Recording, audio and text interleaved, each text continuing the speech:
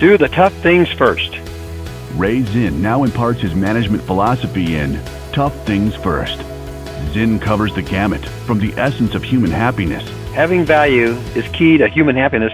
to the downside of venture capital for entrepreneurs, Venture capital can be the antithesis of entrepreneurial spirit. the essence of entrepreneurial discipline.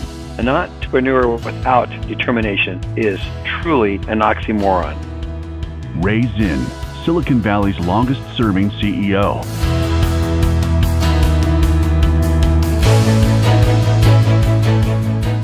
Hello again, and welcome to another episode of the Tough Things First podcast. This is the place to get the main line on leadership, entrepreneurialism, Silicon Valley culture, and more from the longest-serving CEO in Silicon Valley, Mr. Zinn. By all means, if you have not already done so, drop by Amazon.com and buy a copy of Tough Things First, Zinn's masterwork on management. In my discussions with Silicon Valley's entrepreneurial class, Ray's book is becoming required reading here. I suspect it will someday be required reading in undergraduate business schools.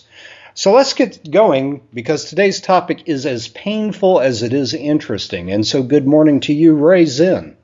Well, thank you, Guy. Welcome back. Appreciate you taking the time. Well, today's topic is discipline. I hit the gymnasium regularly, and I see the difference between people with discipline and those people without. It's a big factor to athletic success, but you say discipline is a factor in all aspects of life, especially starting and running a business. So what is the essence of discipline? Well, again, its definition is doing what you don't like doing and doing it well. So you have said that there is no discipline unless there is self-discipline. How does this apply to an organization, especially one led by a visionary leader like yourself or Steve Jobs or Paige and Brin over at Google? How do they instill discipline throughout an organization? Well, you set the example. That's the part about being the servant leader, is by knowing what you have to do. If you organize your day so that your tasks are well defined and you know what you want to accomplish that day, you will set off on the right foot. Just like an exercise routine. Just going down to the gym without having a plan in mind as to what you want to accomplish, what muscles you want to work, what you want to get out of that exercise routine, is just a waste of time. In fact, you will get very little from that way of organizing your exercise program. Well, not every employee in an organization is going to be imbibed with the same self-discipline that a great entrepreneur would have. So how do you instill this sense of discipline in every employee for every task that they need to do? It's a trickle-down effect. In other words, you start with the people that report to you, and you build from there, and then you let that then trickle on down to the next level of employee until it saturates the entire organization. And that's the way it has to work. If you don't have that kind of reputation or respect from your direct reports, they're not going to get that from the people that report to them. So again, it's a matter of a continuous, like water dropping on a stone. It takes time and effort to build that kind of discipline with your people. You're not going to do it by just talking about it. You have to set the example. So it's like setting one element of corporate culture from the top down.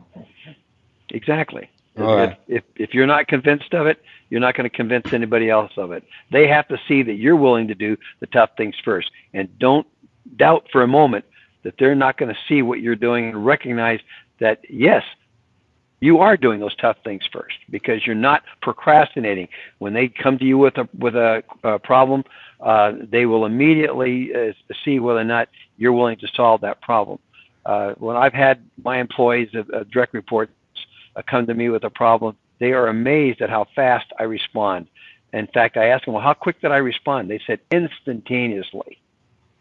So you have a reputation as somebody who likes doing everything well. There was even this old story that I've heard about you and mowing a lawn very precisely. Why is doing less than your absolute best kind of like not doing it at all?